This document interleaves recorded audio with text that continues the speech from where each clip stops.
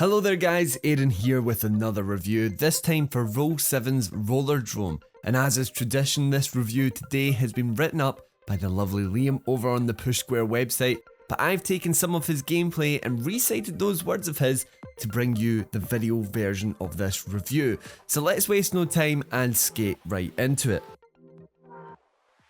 There's a moment in all 11 of Rollerdrome's levels where everything just clicks.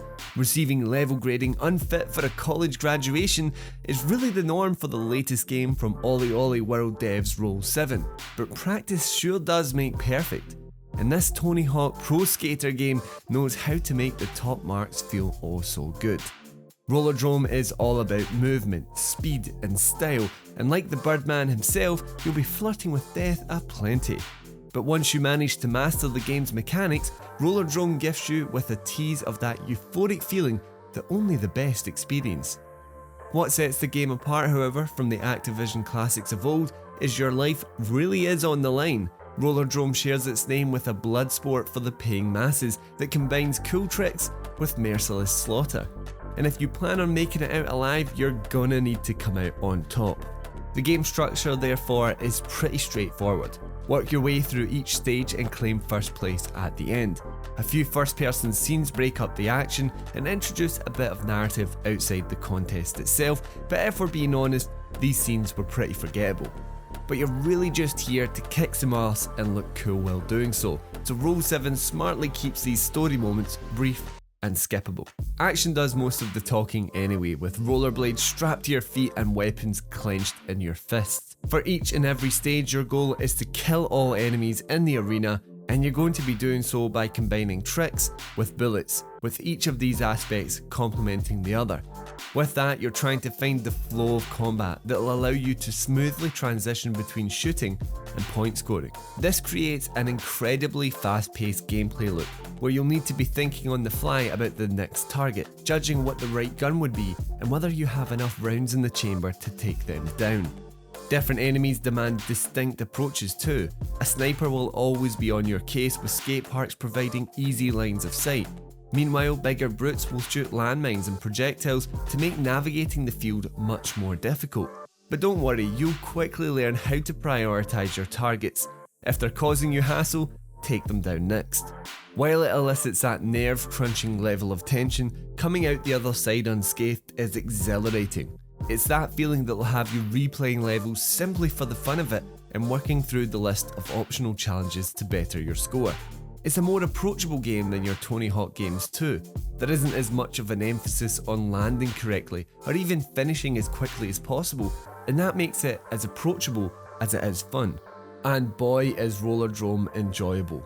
It's one of those games that's difficult to properly convey just because so much of its quality is wrapped up in the feel of the game. You really need to play it for yourself to understand what makes it so special. The rush of excitement as you flip through the air, slow down time and unload into an enemy to then land safely on your feet and line up your next shot, it all feels magnificent. Added depth is then sourced from super reflex moves, increasing your firepower and sending that swagger barometer into overdrive. You're very unlikely to play a cooler PS5 game this year. Time-wise, you're talking 3 hours from start to finish on its main campaign, but you'll be playing it for far longer as it sets its hooks in you, and you turn your attention to level-specific bonus objectives and bumping your place up on the leaderboard. Plus, once you've completed the campaign, a new mode unlocks which lets you play it all again, but with increased enemy density and difficulty. Difficulty is something that the game sort of staggers with in the latter phases of its campaign, often seeming insurmountable, but there is a wealth of accessibility options that can cool down the heat if it's getting to be too much.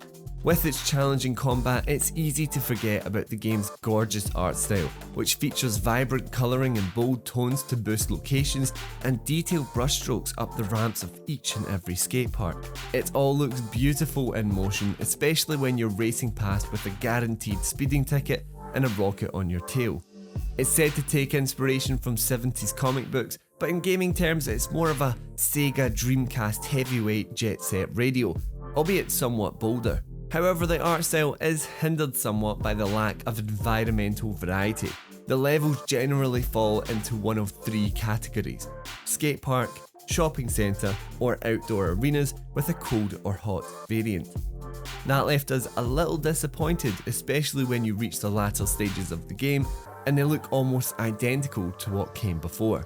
But with its stellar art style and lovely 60 FPS, Roll7 has done a superb job of maintaining that high octane action that feels great at all speeds. There isn't a graphical option here, but in all honesty, it was quite nice to see a game that comes out of the box looking really nice and running even nicer, without having to compromise one for the other. If there was an award for feel of a game, Roll7 would win by a country mile, and we don't mean in terms of the lackluster DualSense controller support. Rollerdrome is a supremely short and sweet experience that reels you in with an addictive gameplay loop that'll have you coming back for more. Complemented by a phenomenal art style and a real sense of speed, flow and motion, Rollerdrome is the perfect indie title to pick up this summer. I bet Big Tony Hawk is wishing he had guns in his games now too.